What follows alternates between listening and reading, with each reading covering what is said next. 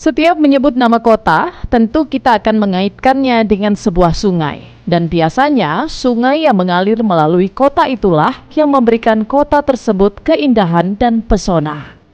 Itulah kota Guilin dan Sungai Lijiang. Sepanjang tur, saya merasakan udara sejuk, angin semilir, bukit-bukit kars menjulang, dan sungai dengan airnya yang jernih membelah perbukitan. Saking indahnya, banyak penyair di Tiongkok yang mencari sumber inspirasinya di sini. Akan tetapi, sekitar 20 tahun silam, lingkungan ekologi di aliran Sungai Lijiang yang indah ini pernah mengalami perusakan gara-gara penduduk setempat dan sejumlah pabrik. Pada tahun 2012, pemerintah Tiongkok mengajukan gagasan Tiongkok Indah dengan menomorsatukan pembangunan peradaban ekologi. Pada tahun itulah, Peraturan Perlindungan Lingkungan Ekologi di aliran Sungai Lijiang mulai dilaksanakan. Peraturan itu merupakan peraturan daerah pertama terkait perlindungan lingkungan ekologi di Guangxi. Beberapa tahun belakangan ini, perlindungan ekologi di aliran Sungai Li juga terus diintensifkan.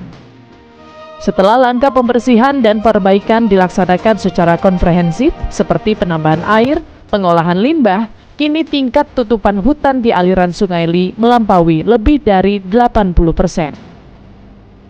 Mutu air Sungai Li selalu memenuhi standar kualitas air nasional. Dan kini, Sungai Li menjadi salah satu wisata alam di Tiongkok yang keindahannya tak perlu diragukan lagi.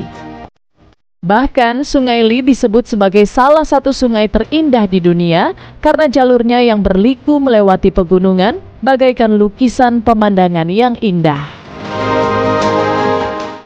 Ya pemirsa, hari ini kita lagi naik kapal menyusuri Sungai Lijiang. Lijiang ini banyak sekali ya topografi atau kars di sini ya, kalau kita lihat pemandangannya luar biasa. Nah, mungkin Ariana bisa jelasin ini apa aja sih yang ada di sini? Masuk yuk. Ibu. Nah, ada beli jelasinnya. Apa nih Ariana yang bisa dijelasin nggak? Apa aja sih ini sebetulnya? Jadi yang kita lihat semua ini adalah landscape topografi karst, dan katanya ini adalah kota Guilin adalah tempat atau daerah yang memiliki paling banyak landscape kayak gini di seluruh Tiongkok. Dan ini juga menjadikan kota Guilin kota wisata yang terkenal di seluruh Tiongkok.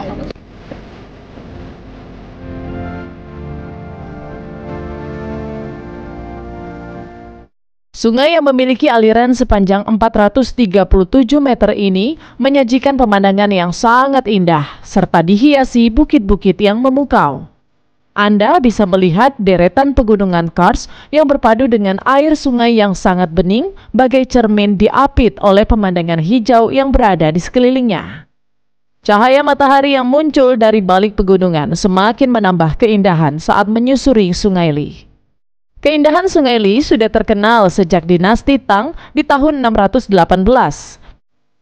Tempat ini begitu spektakuler. Saking indahnya, pemandangan di sungai ini tercetak di bagian belakang uang kertas 20 yuan. Pesona Sungai Lijiang bak magnet yang terus mendatangkan wisatawan dari hari ke hari. Bu Limi, ini mirip-mirip juga lah kayak di Indonesia ya. Kalau kita punya Papua ya, Bu Limi ya. Iya, makanya kalau di sini itu teringat sama apa Papua, keindahannya. Ya, memang hanya saja Papua itu airnya tidak seperti di sini ya. Ini kan agak lebih luas ya, panjang dan agak luas gitu. Tapi ininya gunungnya nggak kalah gitu ya. Papua itu seksi, aku bilang. Ya, jadi kita ngelihat ada kemiripan antara Indonesia dengan Tiongkok ya. Iya, dengan Guilin terutama ya, dengan Guilin karena landscape-nya. Aku bilang kalau di sini tadi Ariana tanya, coba gambarkan dalam satu lagu. Aku bilang gini, aku ingatnya Tanah Papua. Lagunya apa? Yamko rambe yamko aronawa kombe. Yamko rambe yamko aronawa kombe. Remino kebe kubuano ko kombe ko yoma mabu awe ade. Kita jadi oke. ongke riro, ongke jombe, jombe riro. Ya.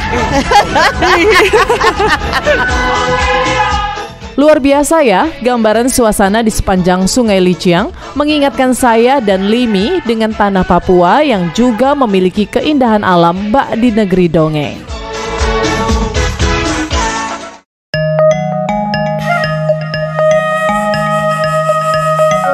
Setelah menikmati keindahan panorama di sepanjang perjalanan, wisatawan akan tiba di tempat penjelajahan terakhir di dermaga Yangsuo, yakni Jalan Barat.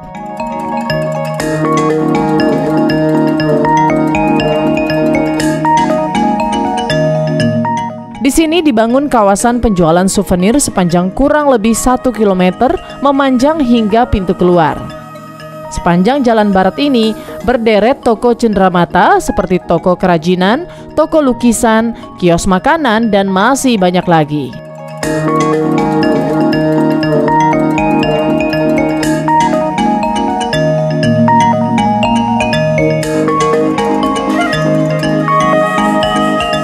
Kawasan ini disebut-sebut sebagai jalan yang paling banyak dikunjungi orang asing, terutama turis dari negara barat. Itulah kenapa kemudian kawasan ini diberi nama Jalan Barat.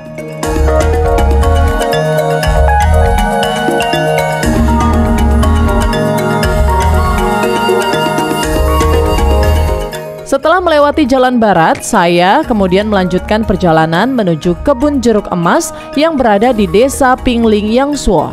Jangan kemana-mana, tetaplah di Bukan Jalan-Jalan Biasa.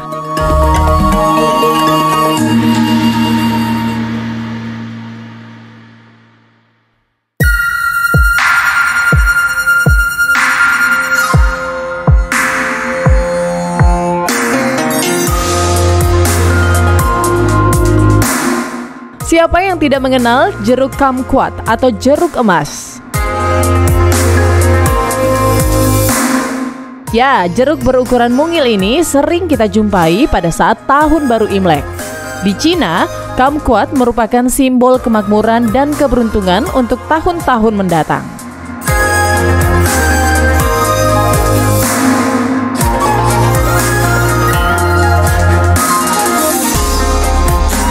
Buah asli Tiongkok ini sudah ada berabad-abad lalu, menjadi buah favorit para bangsawan dinasti Qing di Tiongkok. Pada tahun 2000, kumquat dinobatkan sebagai produk pertanian bermerek pertama oleh pemerintah Guilin. Kemudian di tahun 2001, kumquat dinobatkan sebagai merek terkenal di pameran pertanian internasional Tiongkok. Dan pada 2002, kumquat Yangsuo ditetapkan sebagai basis produksi bebas polusi oleh daerah otonomi Guangxi-Zhuang. Yang saya kunjungi ini adalah perkebunan kumquat atau jeruk emas di Desa Pingling Yangsuo. Biasanya, jeruk emas mulai berbuah pada awal musim panas dan buahnya matang selama pertengahan musim gugur. Jadi di sini banyak banget, ini luas banget, ini paling besar, kebun jeruk paling besar di kota Guilin. Dan manfaatnya banyak sekali, katanya ini bisa membantu menaikkan daya tahan tubuh dan juga segar dan bisa dimakan langsung bersama dengan kulitnya. Mari kita coba.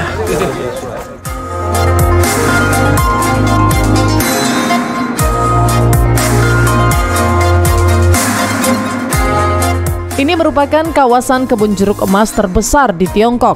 Luasnya mencapai lebih dari 666 hektar.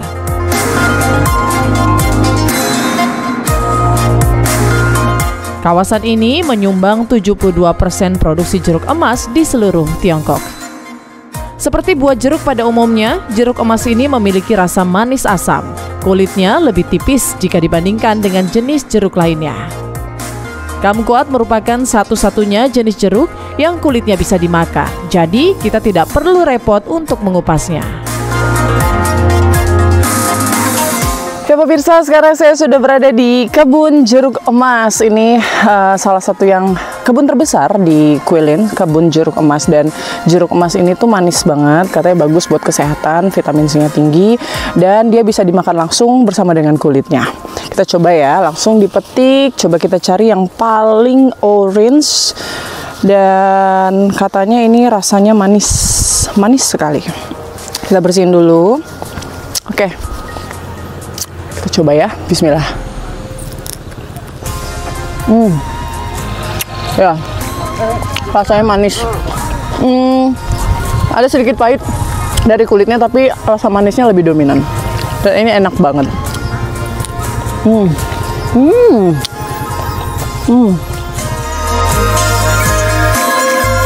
Jeruk emas memiliki segudang manfaat untuk kesehatan karena mengandung vitamin A, B, C, protein, serat makanan, dan karotin yang sangat baik. Buah ini juga mengandung gula, zat besi, kalsium, dan fosfor. Warga Tiongkok meyakini buah ini bisa menyembuhkan batuk, sakit tenggorokan, dan juga menyembuhkan masalah pencernaan.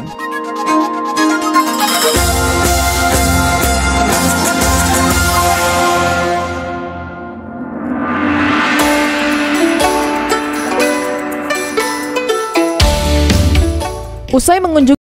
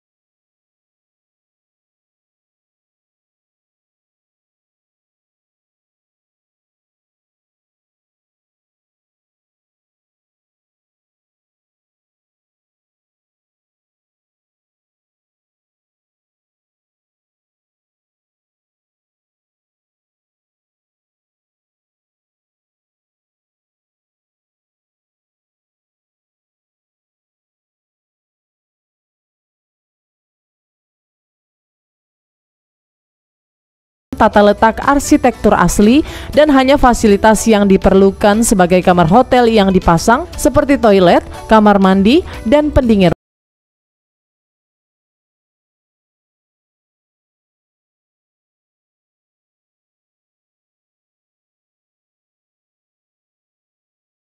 Sementara gaya dekorasi interiornya masih mengikuti gaya yang sama dengan bangunan aslinya. Pada September 2011, untuk pertama kalinya kawasan ini dibuka untuk umum dan diberi nama Secret Garden. Kemudian pada tahun 2012, Desa Qiushan masuk ke dalam daftar desa tradisional nasional Tiongkok bersama 645 desa lainnya mendapat perlindungan dan restorasi dari Biro Budaya